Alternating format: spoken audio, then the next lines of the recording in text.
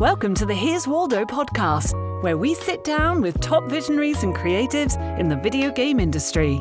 Together, we'll unravel their journeys and learn more about the path they're forging ahead.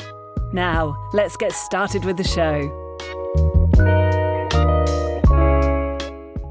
Hi, I'm Lizzie Mintis, founder and CEO of Here's Waldo Recruiting, a boutique video game recruitment firm. This is the Here's Waldo podcast.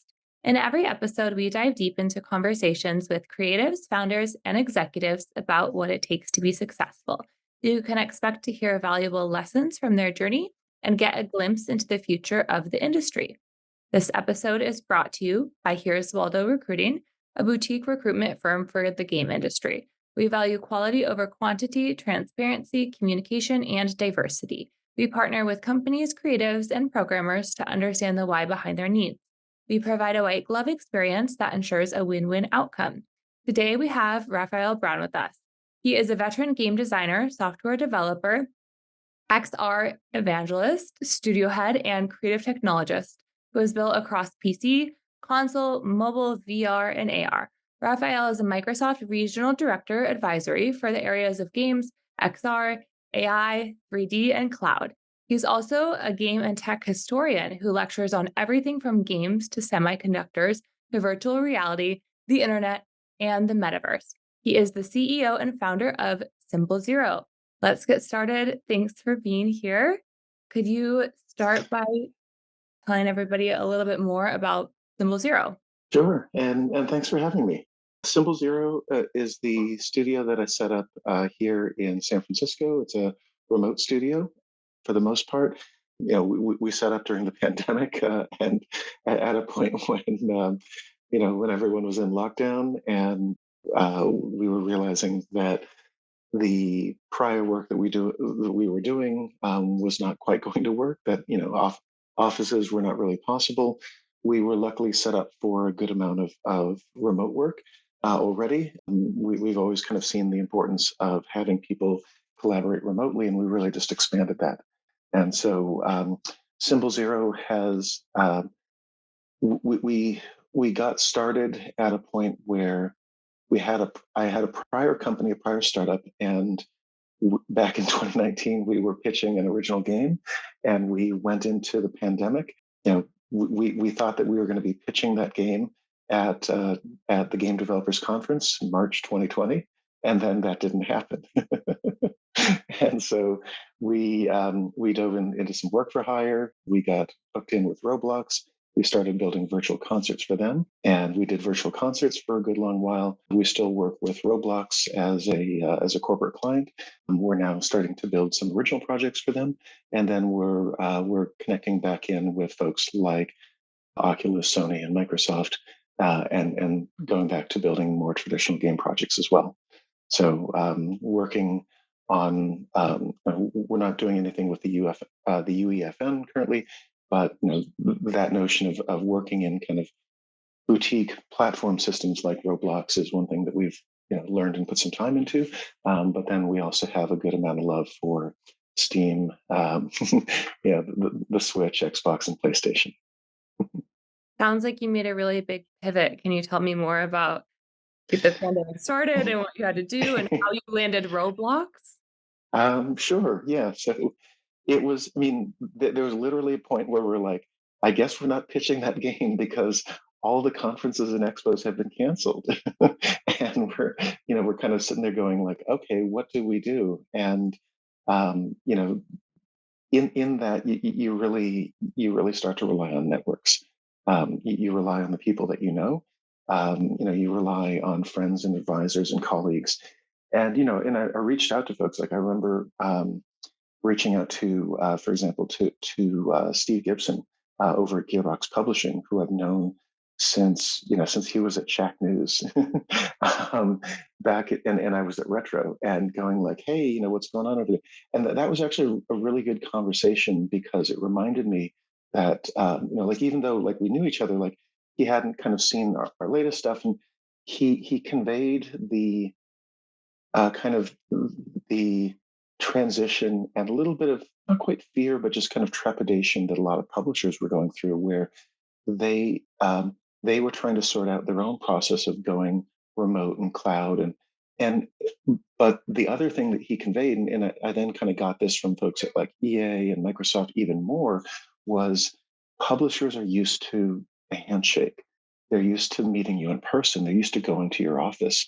It was a big change for them to go, okay, we're going to do a multi-million-dollar deal without ever going to visit these folks. And so what that meant was, at least for 2020, this is part of why, we have the stack of games going into 2020, 2023, 2024, was because nobody was signing anything new in 2020.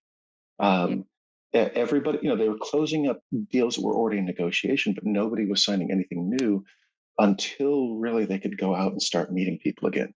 And so for us, where we couldn't sign an original project, because we couldn't fully pitch it, because it wasn't just, here, let us show you the thing or let us send you a playable. It was like, let us meet each other in person so that we build up enough comfortableness and confidence in each other that we're ready to get into business.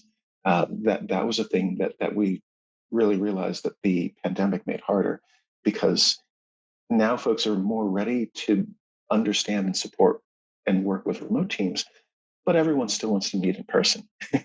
we need conferences and we need visits, and we just need that comfort of just like sitting down over coffee, or sitting down in the Marriott or the W and going like, okay, let's talk about what we're going to make here together. um, and so what we did was, I was reaching out to advisors and reaching out to friends and colleagues, and I knew that John Vlasopoulos, who I'd known for 10 years, was over at Roblox, and I was like, well, I'd like, when he was consulting and they offered him a position, he'd asked me, and I was like, back in 2019, I was like, yeah, they're doing big things. Go over there. There's a lot of growth. I've been tracking them. They seem to be good. So then in 2020, I go, hey, John, throw me a bone. What do you guys have? And what he relayed was, actually, we just walked away from a developer that we were going to do virtual concerts with, because they're asking for too much. They wanted access to our audience. Like, we're the platform, we're Roblox. They wanted direct access to our audience. They wanted us to incorporate their tech. They were being too needy, a little too demanding, and we want a good content provider that can figure out a thing for us. Do you want to do virtual concerts, and can you figure out what that is? And so I was like, well, yeah, let me get back to you. And then, because like I knew the space loosely, but I went off, took a couple of my folks, and was like, okay, let's sit down and figure out what this actually is, and like went back and actually looked closely at the Travis Scott thing that had just happened like the month prior in April of 2020, and then looked back at some things that developer that they walked away from, Wave, had made, which were the John Legend YouTube thing, and the I think the weekend TikTok thing. I was like, okay, well, those are little. I know the space generally. What actually is it? Like, what is it the Roblox needs? Okay, it's a bunch of capture, and then it's an in-game cinematic, and it's an MMO scale event, and it's a cloud platform. Okay, Roblox, you guys have, John, you guys have the cloud platform. We've done all the rest of the pieces. We haven't necessarily put them together this way, but I'm already starting to figure out how you need to do it. Yeah, we can do it, and we can walk you through it, and we can do it together. And yeah, let's do this. Literally, who's on deck? Little Nas X. Okay, let's meet Little Nas X. And that was kind of the beginning of the collaboration process. But then since then we've done a number of concerts with them. And to be fair, that business is kind of wound down now that people are going back to concerts in person. There's still some of that, but the two biggest concerts, virtual concerts, still are Travis Scott with Epic in Fortnite in April 2020, and our work with Little Nas X in Roblox in November 2020.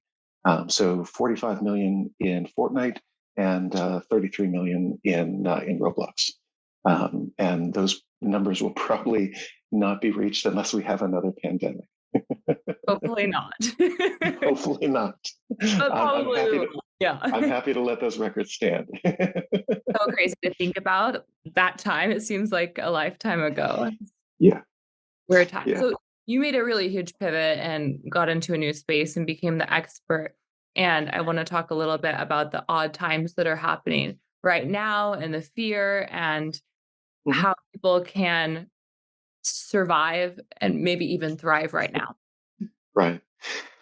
Um, I think the big thing is still the overflow from the pandemic. I mean, um, I read a really good blind kind of article post by someone from Microsoft that I can't mention that went into a whole lot of detail in terms of why, and a lot of it came down to um, the tech folks, but also the game folks overhired.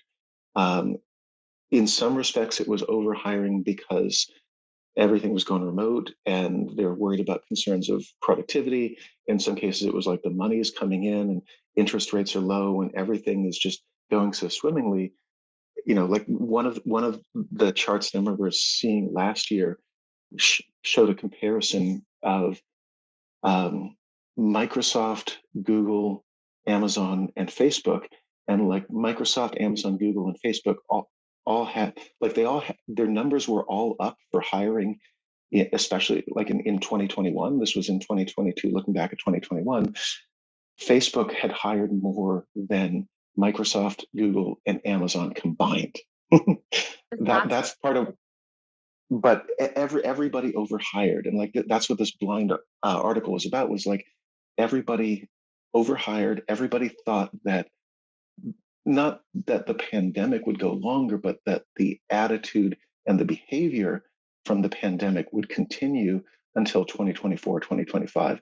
They didn't realize that things would go back to normal as quickly as it did. And they didn't anticipate that the interest rates would change. And so there's this adjustment process where everyone's going like, okay, it's like they're not cutting people because they're hurting. They're cutting people because they don't want to hurt. They're cutting people to try to maintain that trajectory as public companies, or even in terms of game studios that are not public. They're Some of them are doing it to please investors, but they're basically going, if we cut people now, if we belt tighten early, then we won't, uh, especially where we may see drops in revenue or drops in stock, things will go back up. That we can compensate for the changes in the economy, and so they're doing it not because any of them have run out of money, but they're doing it because this makes them look good. That like Facebook, for example, went, hey, we're cutting 10,000 people in 2022, and we're going to cut another 10,000 across 2022. Never mind the fact that like telling your entire company that you're going to cut people in waves across a year is one of the biggest disincentives for them to actually be productive, because they see a giant sword of Damocles hanging over their heads. But doing that and buying back stock put Facebook's stock way up. it doubled And the layoffs. yeah, and the thing is, like it's like Epic. You know, I don't claim to know the financials at Epic, but I do know that they had their best year ever in Fortnite, 6 billion in 2022, 5.5 billion in 2021, 5 billion in 2020. They made a lot of money. They also took in, if I remember correctly, 2.8 billion in the period from 2020 to 2022.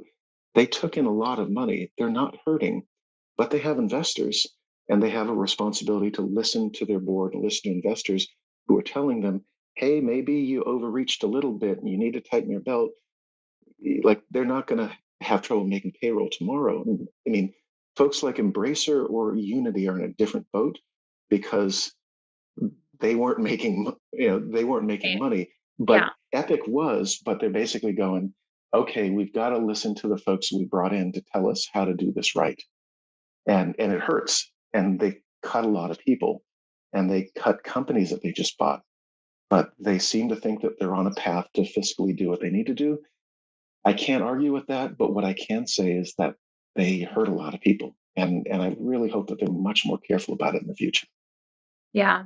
It was such a swing from a recruiting standpoint. I mean, it was kind of like the housing market, when and you kind of have to think this might be out of control. This mediocre house went 500 over asking in Seattle and, has 12 offers. Yeah, That's kind of a sign that things are out of control. And but people get caught up yeah. in, they're like, well, now I need to buy a house. Same with the job search, right? Now I need to get a new job. Yeah, And it everybody's it it it felt like 2009 all over again. It really did. Like I mean, I was at EA when the recession hit, and EA went in. Every city that EA had two studios, they closed one studio. Like they did that in Vancouver, Seattle, San Francisco, LA, and a bunch of others. But everywhere that they had, you know, different studios that were profitable, they just were like, oh, like in Vancouver, we had Black Box and the EAC Sports Complex in Burnaby, and both were hugely profitable. It's like Need for Speed was pulling in 1 billion a year, and they closed that just to reduce headcount. It's the same thing right now that folks are just going like, if we cut staff, it makes us look it makes us look responsible to shareholders, and that's who we're beholden to, even if we cut employees, and even if people are scrambling for jobs, that they're not doing it to stop going out of business. They're doing it to maintain trajectory, well, and that's that sucks. board's responsibility is to make Yeah, sure. I mean, that's how a yeah, corporation it works. is. But yes, what do you think companies or even employees can do to protect themselves from this? Um, I think that the biggest thing, honestly, is like I this is what I had to do back in 2009, was just to remind, to go like, they just closed our entire studio, um, and to go like, okay, I am not my job. It's to remind yourself that you have a career, that you are doing a thing, that you can even change that thing over time. You can redefine yourself. Sometimes between jobs is the best time for inflection. Sometimes between jobs is the best time for vacation, Yeah. even though it can be stressful. But you have to like clear your head. You have to get out of yourself for a little bit and go, I am not this thing, and I can get into a better place. But what I need to do now is step back and think about what I want to do next. Um, and, uh, and oftentimes there's really good growth that comes out of that, of stepping back and going, okay, let's take the temperature of the market. Let's see what projects people are up to. Is it a time where I want to go out and start something fresh on my own? Or do I want to jump back um, into work with a larger corporate partner or an indie studio? But sitting down and consciously making that choice. And even sometimes going like, okay, the process is the one thing people don't think about is the process for interviewing, going back to taking the temperature. When people are interviewing, you get under NDA and you find out about a whole bunch of different projects, and you're finding like, where do I want to work next, or do I want to work with these folks? Who do I click with? But also, it's good for going, what are people doing? What do people think is the next big thing, and what are people passionate about that they're going to then expose me to and go, hey, we're doing this cool thing over here. Do you want to join us? Finding out about several of those things together is actually a really healthy thing to be like, oh, they're going to, pull the veil back and show me cool things because they might want me to join them. Yeah. So people need to think about it as both a pause to refresh, and then a positive to both learn about, they may have had their head down working on one thing. What are several other studios doing? Absolutely. What do you really want to do? And I think people Yeah. also chug along and I mean, you're making a game for a long time and maybe you'll leave before it's done, but a lot of people want to see it through to ship. And so you have the state, which you're going to stay, and you put your head down a little bit. But sometimes you do have this new opportunity, and a lot of people at big tech companies maybe had some golden financial handcuffs, and then they have a nice severance package and they've been freed of them, and then they can do whatever, not whatever they want, but they have a lot of options. But it Yeah, is really sad for, I mean, you read about people that move across the country and then a month later they get let go and they've left their family and made all these financial commitments. So it's yeah. challenging. I love to follow you on LinkedIn because you're always posting really thought out opinions and articles and trends. And you have a lot of thoughts on the metaverse. Can you go into that a bit? What is the metaverse to you? What's the future of Sure. it? Yeah, yeah. Well, I mean, so and this will date me a little bit. As a kid, I saw my parents took me to Tron in the theater back in 1982, and then that same year I sat down. I read a lot of science fiction, a decent bit of fantasy too, and just as a kid, I would just go and pick stuff up and be like, "Oh, this looks good," and I read William Gibson's Burning Chrome, which was the kind of um, short story anthology he had before he got into like Neuromancer and that Scroll trilogy. But it was part of that same thing of early visions of cyberspace. And the metaverse was just Neil Stephenson's term, where he, kind of the the rough story between them is that Neil Stephenson went to William Gibson and was like, I really like that cyberspace idea. And, it's an idea that's been around for decades conceptually. And it's like, I want to do my own spin on it. I'm going to kind of take that same thing and call it metaverse. And William Gibson is like, make it your own, figure it out. But like that notion of a network for spatial computing that is 3D and around us and that we can kind of feel, we can live in and go in and interact through. That's a thing that we've had kicking around. I mean, there were early notions of that back in the 30s, even before, when we had just mainframe computers that were horribly crude. We've had that thing for a while, but I came out of Tron going, I want to build this. And you don't really know what's possible, but I got into game development in the 90s because I always got 3D. It was normal and comfortable for me to build in 3D.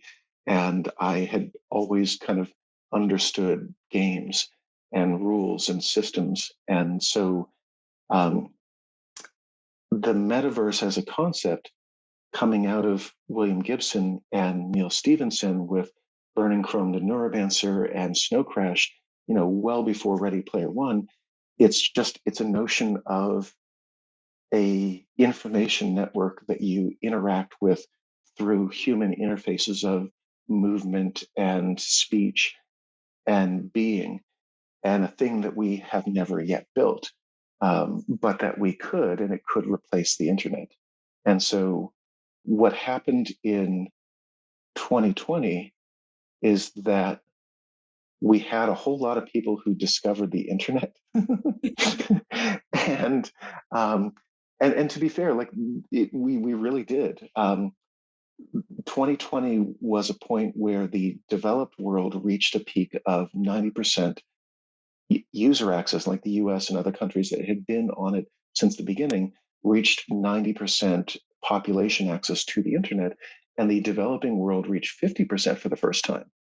And we will have other internet peaks as more groups of countries go towards 90%, and the notion that mostly everyone who can functionally be on the internet is on it, other than really old people or really young people. Yeah. Um, we're not going to get babies on the internet, and that's okay. Well, But yeah. like, but like that's the thing is like getting it to the point of where everyone functionally has internet access. That's what happened. It wasn't like that we had any metaverse thing or that we're zipping off into the future. It's like it was also that it was also these. It was the notion that everyone had a computer in their hand that could both access the internet through cellular and Wi-Fi networks, and that as of 2020, the cheapest $150 Android phone could render 3D. Every major computer out there could do 2D and 3D, and never mind virtual reality or that's all the next several decades. What happened was we were getting to where the internet is starting to go from 2D to 3D, and we have all of us who are kind of becoming the adults now, and our parents may not be, you know, all gone, but we are becoming the generation that defines the information age, and we're used to 3D. And young people growing up have never lived in a time before there were video games, or a time before there was social media, or Yeah. before there was a time where there was 3D on the internet. And so they are getting comfortable with the notion that they functionally can interact on the internet, and they don't just go, oh, text in a browser, they go into games. And Yeah. so that's what we're starting to see, is a notion that young people are like, oh yeah, I go into TikTok, and then I go into Call of Duty, and then I go into Fortnite, and this and that. And but it's natural, it's like breathing. Right. That's what the internet is becoming. And it's not like, oh, here we need to have tokens and we need to have this and that. No, we're still just getting everybody used to being on the internet, using it, feeling it, building community, finding new ways of interaction. We don't like, we need to sell games and experiences. We need to have things that are more inclusive, that are more social, that are more open, that can be more creative. But we're not yet getting to the point of where everyone needs to be like, oh, where I need a VR headset. Like, we don't need everyone using these yet. These are still early. These are like the equivalent of like an Apple Newton in 1992. We haven't had an iPhone moment for VR. We haven't had a BlackBerry moment. We've got the equivalent of Palm Pilots for these things right now, and that's okay. Like, they need 25 years. 25 years. Yeah, no, I have a 3-year-old and we have a Google device and we always talk to it. And he was like, hey, Google. And he asked us some questions. And then we were using Siri in the car and he's like, no, that's Google. And I was just laughing. This is what you think the world is, kid. You just Yeah, talk to this device in the car. Like, how crazy is yeah. Yeah, I mean, like, I got started on like Apple IIe's, and like playing around with the bits of ARPANET through like my dad's account at a university, and the notion that like it was this in like programming in BASIC, and just like messing with early computers, and we have this whole generation that's just like, I just talk to it and it responds, and it speaks to me. And I mean, like, there are still a great many of them that will drill down and learn all the layers below that. But we're getting to a point where every consumer coming up, every person is a gamer, where it's like talking about like, are you a TV watcher? It's like, well, isn't everybody? Doesn't everybody watch movies? It's not like what movies you watch, but which genres you like, or which directors you like, what TV series you like. It's like, oh, I really love Game of Thrones, or I really like Friends. There's something for everyone there. Games in the last decade were moving towards that, and we're at about half the world population being gamers, and we're kind of going towards where everyone will be. And that will still take some time, because honestly, it literally just means that the older people who were from a time before games need to just die off. And it's not like we want them to, but like, the same thing happened with film and radio and TV. A new medium comes in, and you need to have a point where no one lived in the population before that medium existed. Yeah, you also need to get countries like India into centralized payment platforms. And I mean, the Yeah, 50% stat is crazy to me, even to think about 50% of people in yeah, developed countries not on the internet. What happens when they're all on the internet? So, yeah. Yeah, and mobile has been a fantastic democratizing process.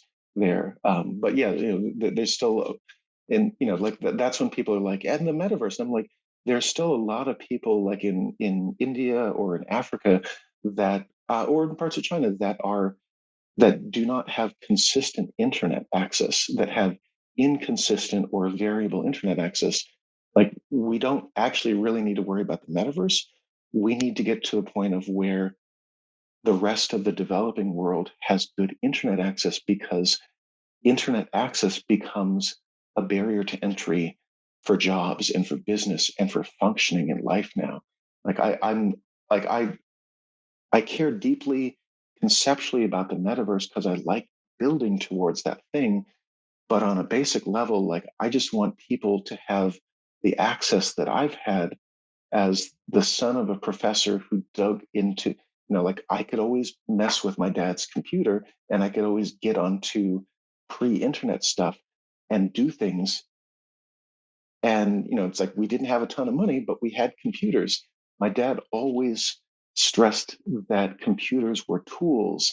And it was like, you play on it, you work on it, you make things on it, you explore it, you express through it. And a lot of people still don't have that access. And that to me is hugely important. It's like, you get more diversity by giving people opportunities. You give people access, you give people a leg up. My dad told me the internet was a fad maybe 12 years ago. So you have a very different opinion. So your dad was saying that as YouTube was exploding. Yeah, I mean, different perspective. He's like, maybe you should try recruiting teachers, not gamers. I'm like, thank you for that feedback. Yeah. So all these kids coming onto the internet and playing games super, super young. So how can we make online spaces safer and more inclusive? And so this, I think, is I think that games can help to lead the way for where the internet is going, which is that, like, again, like, we're not getting off into VR and AR yet, and most people are not. But just if you think about people connecting via mobile, console, and PC devices, um, there's more 3D interaction and 3D representation. There's more um, there's more audio.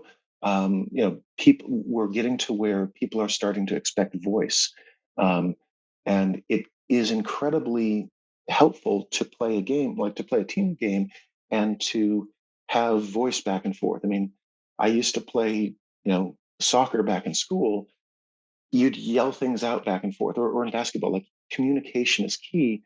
But if there's anonymity, um, then people can say whatever they want to. You wouldn't do that on the basketball court because the people are right there, and you start insulting someone, they'll kick your ass. You just don't do that. Like, so, like, this is one of the things that one of the beefs I have with the whole Web3 thing. It's like, no, actually, we don't need anonymity. Um, Game platforms are showing that in order to have accountability, like, you don't necessarily have to go everything broadcasts your real name, but there have to be platform holders that know who you are, that mediate communication and commerce, so that there's accountability. And, like, you can go to Steam and you go, my account got hacked, I need my account back. And they go and they look through it and they set up your account again. You go to a bank and you go, hey, I need to reverse the charges on my credit card. Um, I was not in this other part of the world. I'm still in this location. Somebody got access to my card info and they reverse it. Customers need protection. They need refunds. They need, um, you know, they need tech support. They need to be walked through and have things fixed and have hacks undone. And in the gaming space, there needs to be AI, cloud AI based moderation that can go through and goes, this person just said these words to this person. That's an insult. We want to flag that. If this person is doing that a lot, we need to put them in timeout. Things like that. Like, people need to, because, like, that's the sort of thing, like, if someone was in let's say, a college amateur basketball game and they just start yelling out expletives all over the place, the ref's going to go, get this Time printer out. out of here. Yeah, Yeah. yeah. And like we need that in online spaces. We need referees and moderators and admin, and we need some things to be manual because it's happening at the time. And there are folks, sometimes the range of that is that you need to have AI systems that go through, and then you still need to have manual adjudication to go, okay, the AI screwed up here. But we need that sort of stuff to continue to grow. And that's actually some of the biggest use of AI on game systems is moderation of content and of users to keep things safe, so that we don't have, you know, racial or sexual harassment. We don't have people making insults. Even just, people can get hot headed. In a competitive game, sometimes it's not like, oh, you're banned. It's like, you just need to be muted for the next 5 minutes, or you need a timeout. You need to cool down. Like you have points where you go, this person isn't necessarily a bad person. They're just pissed off. Anyone can have that happen. Or you can go, you know what? Both of these two folks just escalated each other, give them both a timeout. But those sorts of things need to keep happening. Um, User and content moderation. Sometimes you got to go, that that piece of content, that word, that costume, what, the TV show Mythic Quest had a thing about, like, they give people shovels and they start digging Nazi swastikas. It's like user generated content can always lead to, you know, Yeah. people doing, you know, things that are either sexually inappropriate or politically inappropriate. And you just have to go, okay, we're going to take away your ability to constantly affect your baser instincts. We need you to be safe. All of you together. Community does actually matter. And if you don't have that, then you have anarchy. And we don't actually want the online space to be Mad Max's Thunderdome. I hadn't thought about that perspective, but you're definitely right. I know you posted an article lately that took off about impact, legality, moral implications of generative AI in gaming and copyright issues. Can you talk a bit about that? Yeah, yeah. So it's a complex issue, but the main thing is that, generative AI, it's really generative algorithms as a particular type of cloud AI. And cloud AI is really just take machine learning and parallelize it until you can have really massive data sets, um, which is really just possible because of cloud, because we now at the point where Amazon, Microsoft, Google, NVIDIA, IBM have these massive data centers, and you can just send stuff in there to churn. We could do this sort of stuff, but on such a smaller level that we couldn't do the particular thing that we're doing now, which is folks are like, okay, let's take all of this data that we just ingest where we scrape the web, and let's mix it all together, and then let's have stuff pop out the other end. They create these training libraries, and I'm horribly simplifying it, but like a good example is Layon 5B, which is a image data set that has the 5B is 5 billion uh, uh, uh, input instances. So they work best with these huge chunks of data. That data came from somewhere. The core issue around copyright is that it's somebody's data. It's and you have AI companies that are charging every step along the way, but don't want to be charged for the data that they initially ingest, where they want to take in things that they scraped off the internet and go, hey, we'll learn from these things. And in my view, and I believe in the view of the Supreme Court, and as this goes forward, that goes beyond fair use doctrine, because fair use doctrine limits the amount of commercial um, exploitation that you can do off of somebody else's copyright. It's one thing for an educational group to be like, hey, we're we're repackaging this thing and just part of it, and we're going to use it to teach, or we're going to satirize. or we're going to comment on it. But it's another thing to go, yeah, we're going to scrape the entire web, put it all together, remix it, and now we have a tool that we're going to charge money for. And not only are we going to charge money out to consumers, but we paid money to the folks that did the scraping. And we've paid money to the folks that did the labeling and the filtering and the safety training, but we didn't pay anything to the folks that created the data initially because they were quote unquote stupid enough to put it on the internet. And that's kind of insulting. That, but I will say it's also like they're still just realizing it's that approach is limiting. And the reason it's limiting is because if you look at the internet and you look at the web is just a subsection of the internet. The things that are heavily on the web are 2D images and text. And you can go, hey, there's a ton of books that have been scanned, text. There are all these images in the layout of websites, and all of these images that people put up, 2D images. The audio and video is generally lower source and is not, or lower quality is not original source, and there's very little 3D. So when it comes to games, yes, you can go, we created a chatbot and that chatbot can go and output some stuff, but people have extrapolated from web scraping to the notion that games are just going to be made and worlds are going to be made. And I'm like, no. And kind of, again, around this notion of copyright, the folks who have spent decades building 3D, building high quality video and building high quality audio are game companies, movie companies, animation companies, TV companies, entertainment companies. And none of us put our depots on the web. None of that's been scraped. Pixar's been around since 1985. Yes, you can scrape some amount of their images, but they have vast depots in Emeryville, not too far from here, and none of that has been scraped. If anyone's going to make a good tool around Pixar's data, it's going to be Pixar because they're the only ones that have it. And the same for Blizzard is making a tool for concepting that they're keeping internally, which has all of their Blizzard concepting since 1990 put into there. So enterprise data is going to become hugely important, and it's going to become special sauce for a lot of these bigger companies because the more data you have, the more you can do that.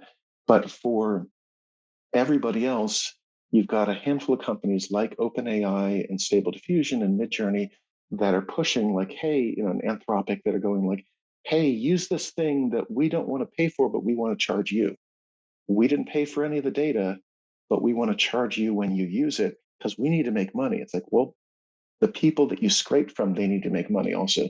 So the thing that people are not necessarily thinking about is that more specialized data that was not on the web will only progress into AI when enterprise companies put that into specific tools. But for people who are playing around with 2D images and text, that stuff needs to be paid for because that's, when Pixar makes a tool, they don't need to pay for it because it's their data. Enterprise companies, entertainment companies are only putting their own data in. It's starting to happen outside of entertainment as well.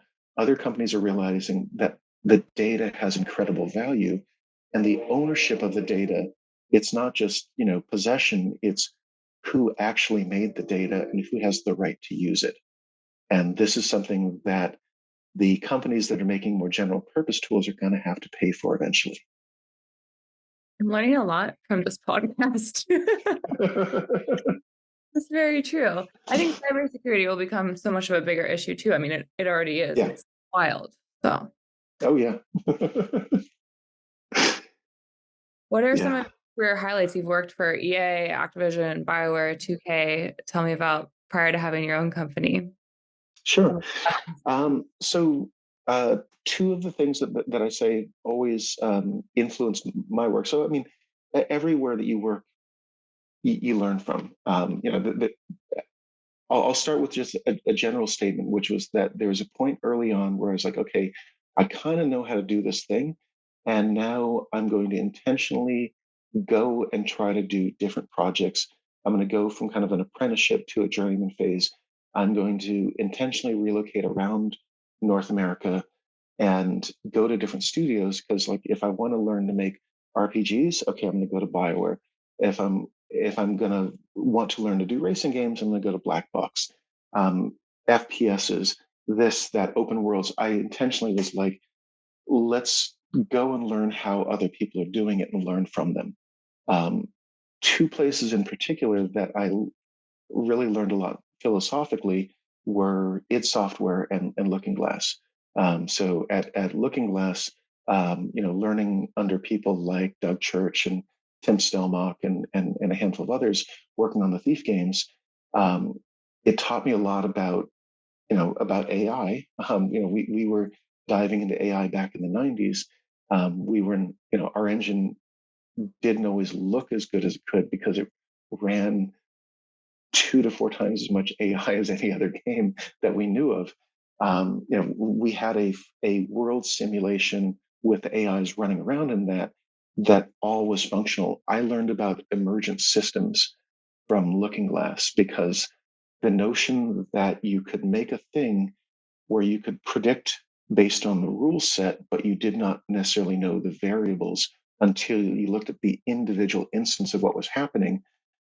That's the sort of thing that helped to lead to things like, Grand Theft Auto. Emergent systems help to build living worlds. Um, that was something I learned very early on from Looking Glass, and then from id Software. I was coming out of EA. They'd closed down EA Black Box. There's a whole story around like I was going to go off to Ubisoft. I had a I had my Chinese work visa. I was getting ready to go to Shanghai. Ubisoft was terribly slow with the contract. I still didn't have my final contract. Recruiter called me up and was like, "Hey, it wants to interview you." And I was like, I'm waiting for Ubi to send over the final contract. And like they haven't. They're like, yeah, give them another 2 to 4 weeks. They're never fast. And then the contractor was like, so John Carmack wants to interview you. And I'm like, damn it. Okay. I can't turn that down. Okay. And they're like, great, we'll get you out there in 3 days. This was on like a Thursday. Monday, fly out. Sunday, Monday morning, I go into id. I sit down, I talk with John first thing. We hit it off. He kind of likes the fact that I had worked at Looking Glass, and he remembered the point where it was like id and Looking Glass and Epic and 3D Realms and Bungie and a few of these folks in kind of the shooter space. Like he remembered that era of the 90s, and this is 2010. And but then the other part was just like he needed someone who could take initiative and run projects and get things done for him because you know John at id at that point was like Tim at Epic.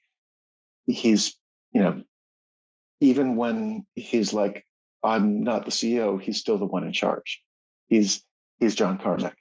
He is absolutely the one in charge. And he's like, I want us to do more small projects. I wanted us to do this and that. So I took on, I had a meeting with a whole range of folks there, but it basically came down to John and I hit it off and we had similar philosophies about development. I was like, I can learn a lot here.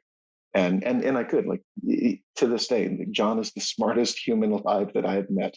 Like not that we agree on everything, but I appreciated the fact that he would let me argue with him. And sometimes I'd learn what his rationale was or what his points of data were in the argument. Sometimes I would be right. Usually he would be right, but he was never precious about arguing. It never became a fight. And I respected that. Um, and the biggest thing I think I learned about him was like it took me back to the days of going to arcades. He cared about the microsecond feel the almost intangible feel of the game. Like he kind of reminded me to think about the accessibility of how the frame rate and the UI and the mechanics fit together to where you can play a thing and it just feels unconscious to play it. Um, and yeah, it was always funny. Like I'd go in and chat with him, and I'd learn something every time. And just sometimes observing him, like I can remember, like we're doing a mobile game, and he's got the mobile game, instead of running on his iPhone, he's running it on a 40-inch TV, and he's like this close to it. But um, and part of it is like his eyesight, it wasn't great even back then, but be that as it may, he knew the frame rate that it was at by looking at it. He could guesstimate the frame rate that it was running at by looking at a TV showing this thing right in front of him. And he was like, like no frame rate counter up. He just knew it by looking at things that much. He knew the feel of it, and he knew what he wanted to get it to. And he knew how important that micro feel of the UI and mechanics and the rendering. And he was always stressing, like, how can we make it more accessible? How can we make it easier for people to understand what we're trying to get them to do? And that was a really good reminder that, like, yes, you're always making games for other people, but sometimes we forget to analyze how they're processing it. And yes, there are times where we can make more complicated games than the ones that he would set up, but his principle of making the game functionally accessible and smooth to feel, to play, to interact, to do, that's something, I take the emergence from id, or sorry, the emergence from Looking Glass and the accessibility from id as two things that I take into everything I do.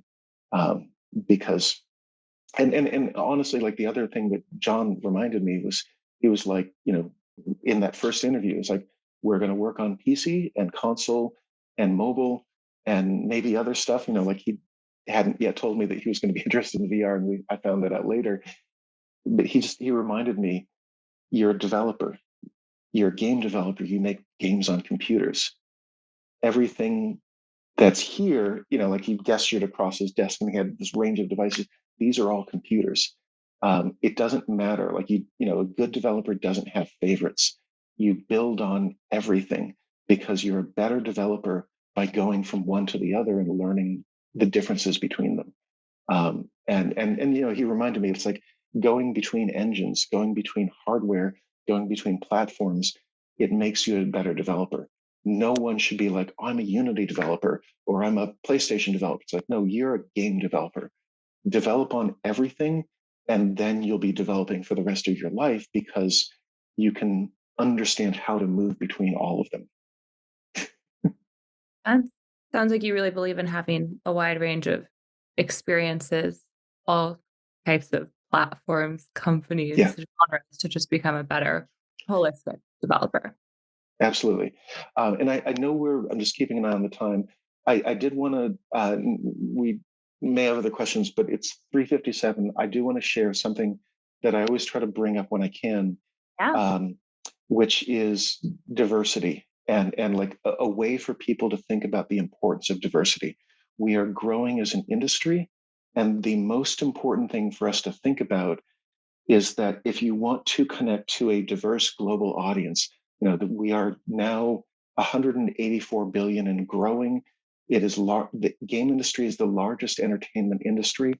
It's grown meteorically, and it shows no sign of really slowing down that much because it is continuing to reach more people. The important thing is, in all of these people globally that we are reaching, diversity and inclusion are hugely important, because in order to reach a diverse audience, we have to build on screen diverse representation. And you do that by, behind the screen, having diverse creators. It is incredibly important that women, that people of color, that folks who are LGBT, that folks who understand ability and disability, folks of different religions and ethnicities. There's a whole world of people out there that are going to enjoy playing games, and they need us to be better.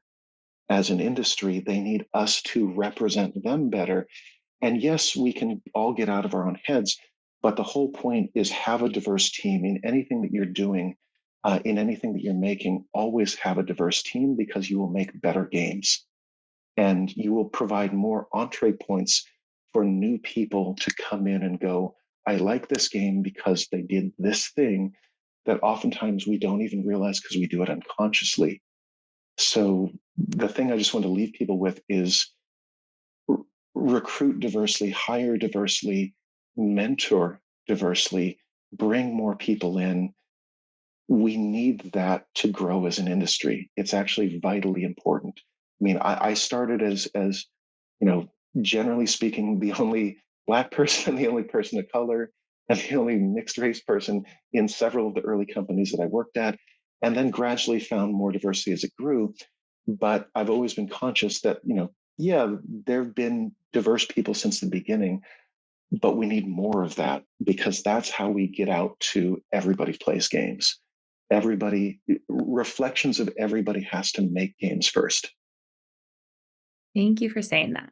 Yes, I talk to so many people about this, and I think you have to make sure that your whole company is on board, because a lot of times leadership thinks that, or you have some mandate from the top, but your hiring manager doesn't think that. And one of the interviewers doesn't think that, and they're not on board, and it kind of ruins the whole process. And Yeah. I really think that from a recruiting standpoint, right now, everyone's like, oh yeah, there's so many layoffs. Guess what? It's layoffs of, sorry, a bunch of white dudes. Yes, they're qualified for the job, but if you're Yeah. only intaking people for all of your roles and you are not external and you are not headhunting and you're not looking in places outside of your own network that all looks the same, most likely, you're not going to have a diverse team. It's an effort. Yeah. And women and people of color do not apply to jobs the same way white men do. They apply a lot less often, and they feel like they have to be really qualified for everything. And that's a Yeah. fact. So Yeah, and I've seen a lot of glass ceilings. Like it's very obvious. Like, I mean, I'll give an example. Um, when I was at BioWare, and I love BioWare. Like, I did not love Edmonton. Edmonton was really damn cold, but I love BioWare, and I still I still keep in touch with Ray.